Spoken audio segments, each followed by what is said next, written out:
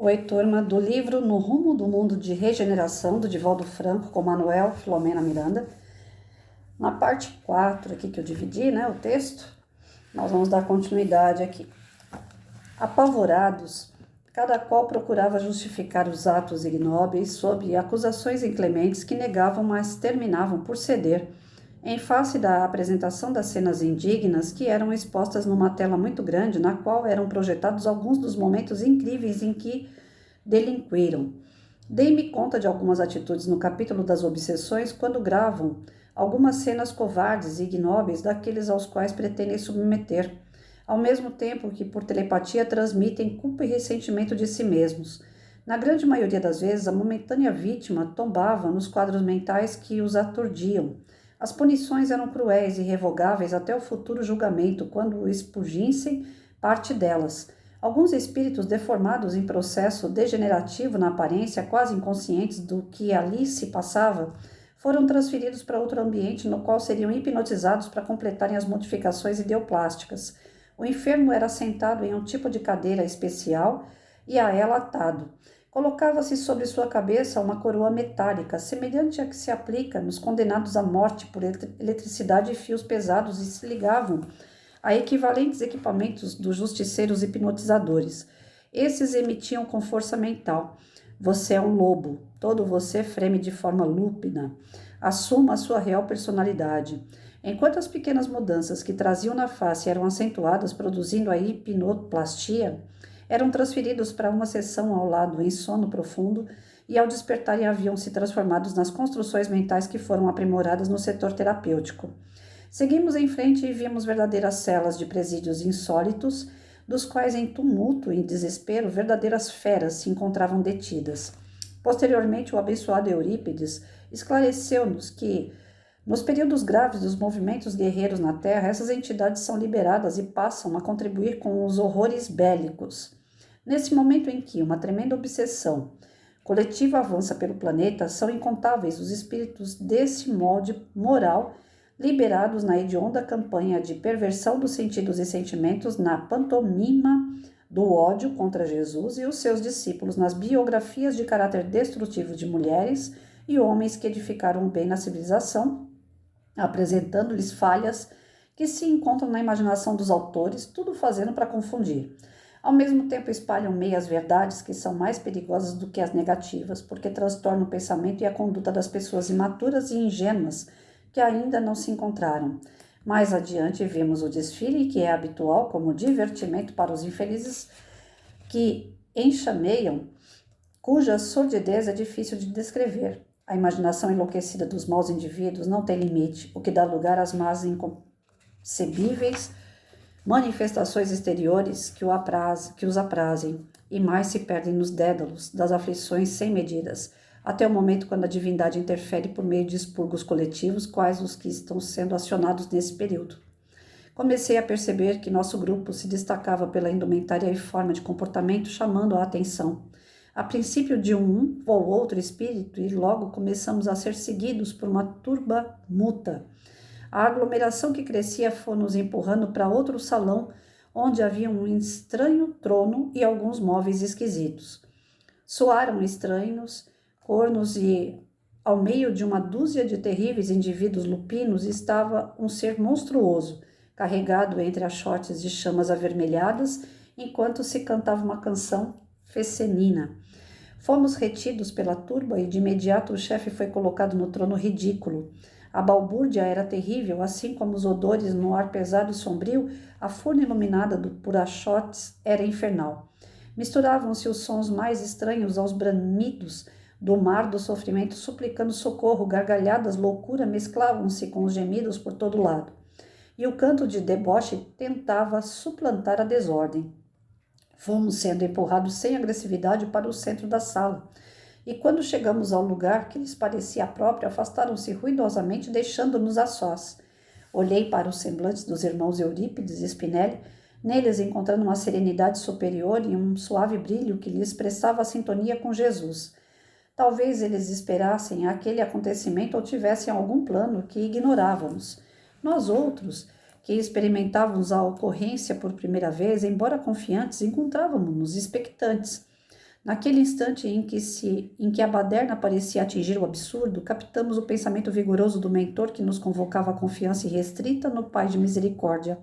Uma harmonia sutil banhou-nos e eu lembrei-me do holocausto dos cristãos primitivos. Repentinamente, ao som forte de tambores surdos, houve um inesperado silêncio. O chefe, com aparência tribal, levantou-se e todos se ajoelharam, enunciando expressões chulas e de bajulação no espetáculo realmente caricato, ridículo. Ele sentou-se novamente com polpa e aspecto fecenino, como se estivesse divertindo-se com a situação invulgar. Indagou-nos, então, com uma voz rofenha e ameaçadora. Quem são vocês e o que desejam aqui? Ademais, como se adentraram em nossa cidade sem credenciais de autorização? Eurípides deu 2 passos à frente e, fitando-o com um olhar de comiseração, respondeu: Somos discípulos do Evangelho de nosso Senhor Jesus Cristo e aquilo que vimos em seu nome, dar notícias do seu reino. Não terminara a frase e interrompeu. Uma tempestade de chistes, deboches e acusações. O chefete pediu silêncio com gritaria estrondosa. Prossiga, impôs com irreprimível ira. Quais são essas notícias? Ainda são irônico, né, gente? Sem alterar-se, o cristão primitivo, que se não perturbou no passado ante o testemunho glorioso, redarguiu. Estamos atravessando o período denominado como o fim dos tempos maus e logo mais a justiça real será estabelecida nos corações espirituais da humanidade, sem disfarce nem denominação arbitrária que se impõe pela força. Porque esta é tida como a cidade que a ela se dedica, fomos enviados para convidar-nos todos ao despertamento da verdade, libertando seus escravos, abrindo as portas dos cárceres, desocupando os antros do que chamam de aplicação das regras dominadoras e facultando aos condenados a oportunidade de arrependimento dos gravames praticados, a fim de reencarnar-se em massa para a redenção nos próximos últimos dias. Não concluiu o pensamento quando alguns bestas feras se aproximaram agressivos e tentaram atacar o nobre missionário do amor, porém se detiveram imobilizados por estranha energia. As agaias e pedras, lixo e quanto estava próximo, foi atirado como uma chuva de ódio sobre nós. Tudo, porém, pairava no ar, escurecendo mais o recinto sombrio. A cena imprevista causou estupor, especialmente quando o dominador gritou para os seus guardas, alguns com aparência canina, outros lupina. Arrastem-nos até aqui, mais próximos de mim, para esbofeteá-los. Diversos aproximaram-se com estardalhaço, como se ali fosse uma arena de combate, porém, quando soltaram sobre o nosso pequeno grupo, ficaram paralisados no gesto ameaçador. Eurípides aproximou-se espontaneamente do palanque onde estava o arremedo de trono e disse com serenidade sublime: Aqui vimos em paz, com o objetivo de ajudá-los a mudar de atitude, encaminhá-los à luz do divino amor, e somos agredidos pelo ódio e pelo medo que a todos domina. Jesus é o Senhor e ninguém o vence, porque é a luz do mundo e a porta para a salvação. Por que o odiais? A algaravia era ensurdecedora. A massa espiritual imensa, porque atraía outros passantes e atormentados, estava enfurecida e descontrolada. Alguns gritavam com medo, supondo estarem diante de figuras dos deuses mitológicos e devastadores, também infernais e mais poderosos do que esses que os infelicitavam, e ajoelhavam-se, arrastando-se pelo piso imundo. Vociferando e com os olhos em brasa, o algoz ergueu sua lança primitiva e o escudo ameaçadoramente, descendo alguns degraus e a vis deteve-se diante do apóstolo sacramentano.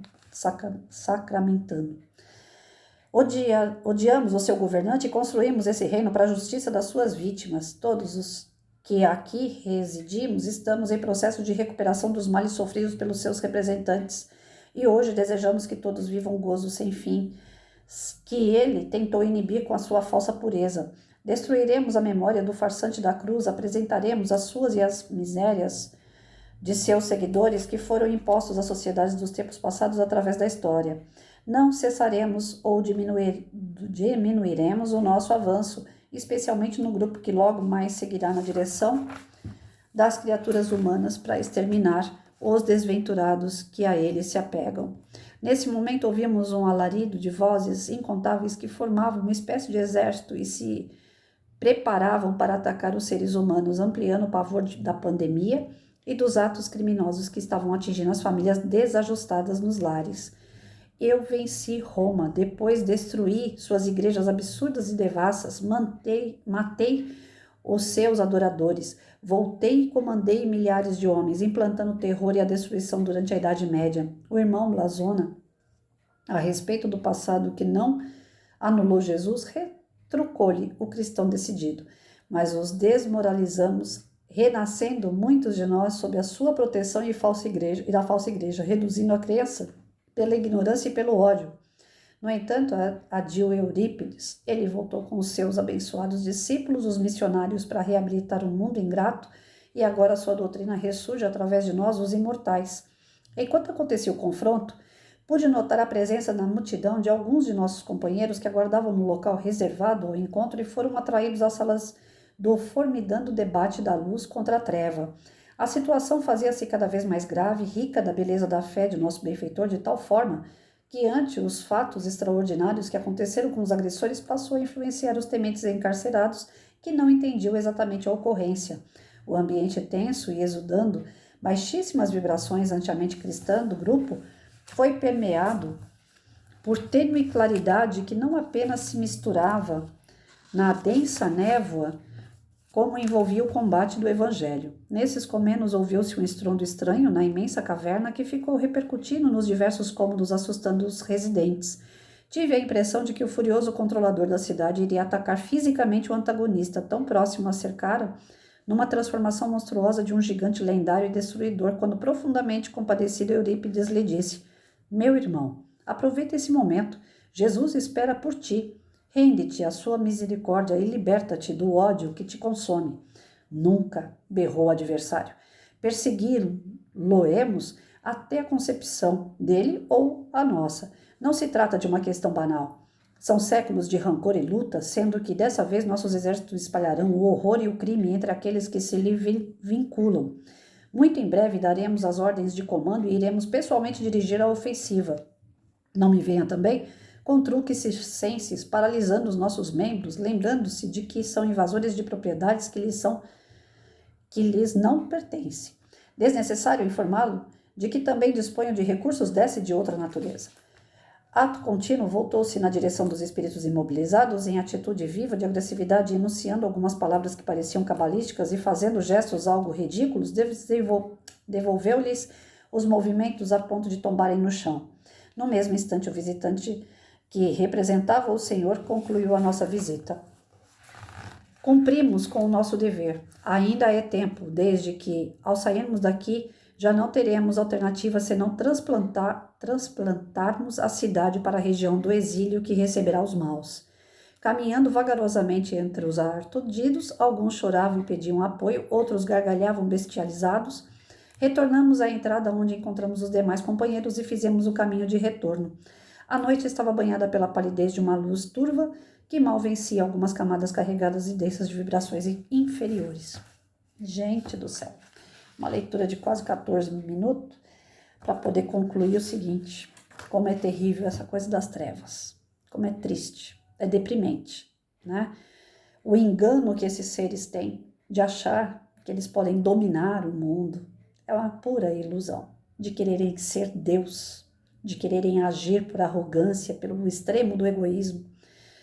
E por mais que a equipe espiritual tenha ido lá para alertar, para chamar a atenção de que isso é uma falha enorme, gigante do espírito atrasado, medíocre, eles não estavam preparados para receber as diversas chamadas aí para o bem. Não estavam maduros para isso, né? Mas ainda assim, grande parte ainda selvagem, violenta, recebendo eles de uma maneira com ignorância, né? Com descaso.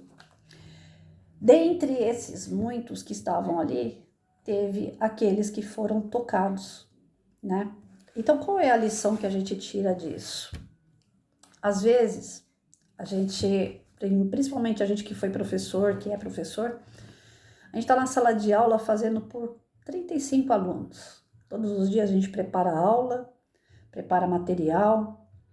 Eu mesmo cansei de devido aos temas que eu desenvolvia, eu fazia lembrancinha, né? Sempre com aquele carinho de fazer um cartãozinho, uma mensagenzinha.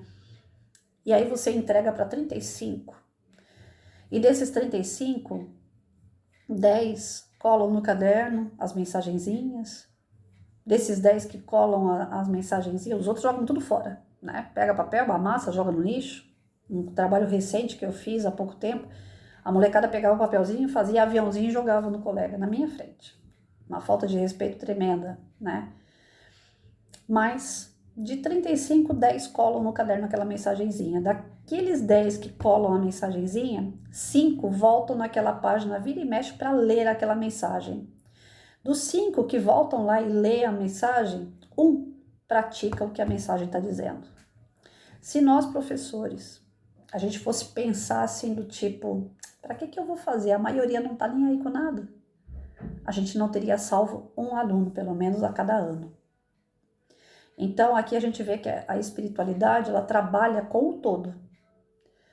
Mas só aquele que está maduro, aquele que realmente quer, que deseja, é que vai se transformar, porque depende do cara. Não depende da gente que está dando, depende de quem está recebendo. Se ele deseja a sua transformação, seu aprimoramento, se ele deseja pedir perdão, se ele deseja perdoar, depende da pessoa. Então a lição ela é muito clara nesse sentido e eu precisava dessa lição hoje. Sinceramente, hoje eu precisava dessa lição. Não depende só de quem está dando, depende muito de quem está recebendo, depende muito mais de quem está recebendo. Somos nós os precursores da nossa história. Somos nós os responsáveis pelo que nós temos, pelo que nós somos, pelo que nós queremos ser. Não é o meu pai, a minha mãe, não é o meu irmão, não é o meu filho que é responsável por mim, pelo que eu escolhi ser. Sou eu.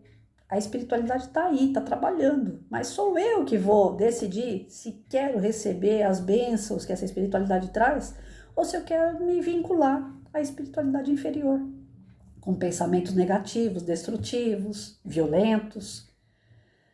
Se sou eu que quero viver ou se sou eu que quero morrer. Se sou eu que quero continuar produzindo, me melhorando, aperfeiçoando, ou se eu quero ficar aqui parado, me vitimizando, achando culpados pela minha tristeza, pela minha falta de sorte. Depende de cada um de nós, de verdade. O bem e o mal, ele está em todo lugar, principalmente dentro de nós. E cabe a nós, né? Eu ouvia muito no início do magistério, né, algumas palestras e às vezes até repetitivas nesse sentido. Tinha um cara que ele falou uma historinha, né, que nós temos 2 cães, o cãozinho do bem e o cãozinho do mal. E a ração está na nossa mão. Para qual deles eu estou alimentando mais? O meu cãozinho do bem ou o meu cãozinho do mal? A ração está na minha mão. Eu posso matar esse cachorro, esse cão do mal de fome, se eu não alimentar ele. Ele vai sumir. Mas depende de quem? De mim. Então a lição de hoje é clara.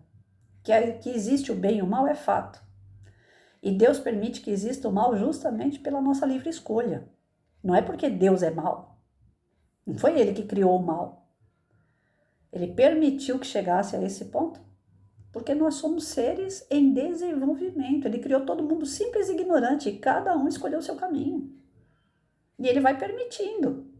Como um pai benevolente, ele fala, você pode plantar o que você quiser. Só que na hora da colheita você vai colher aquilo que você plantou.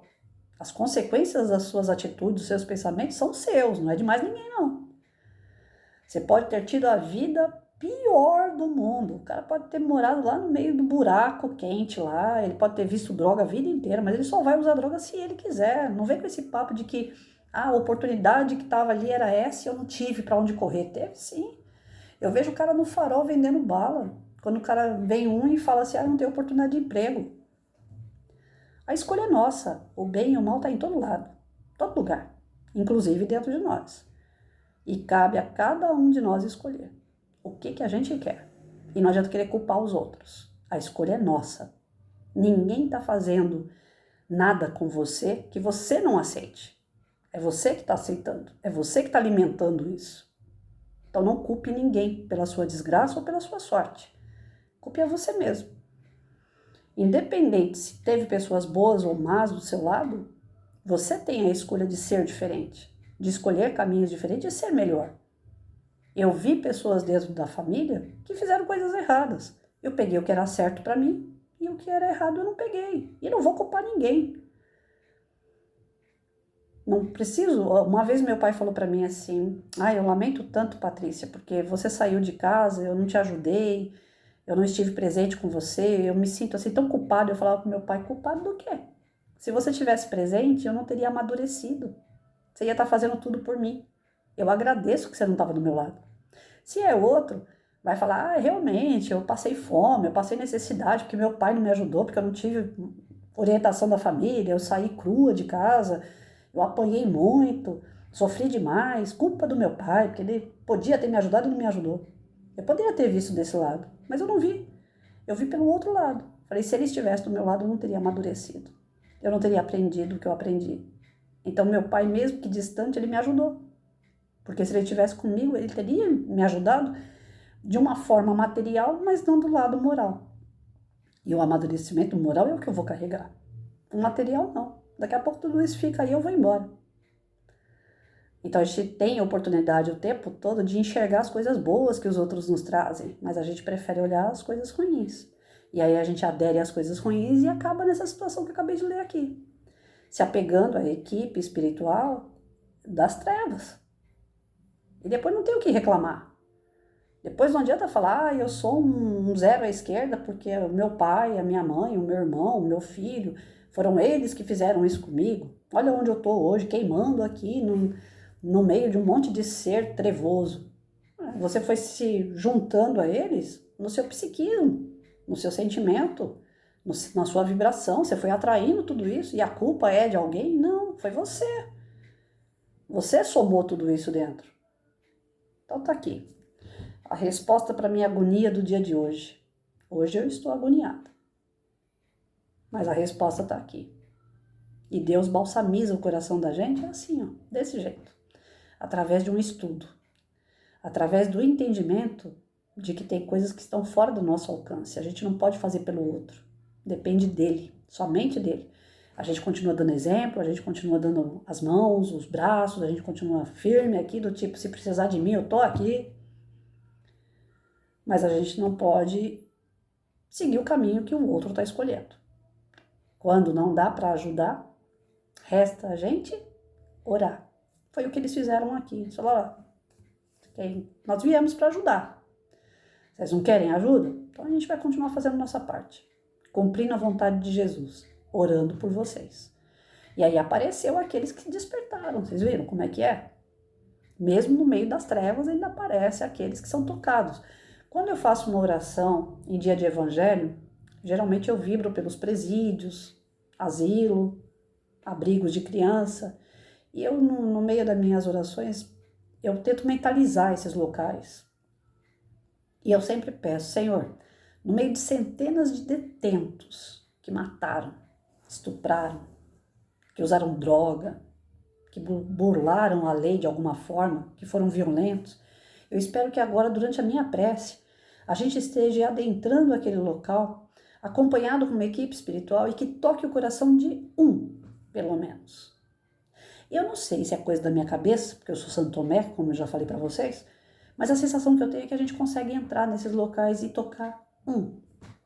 Uma vez por semana eu faço meu evangelho e uma vez por semana eu tenho a sensação que eu estou tocando um lá dentro. Então, o que vale pra gente é a nossa intenção.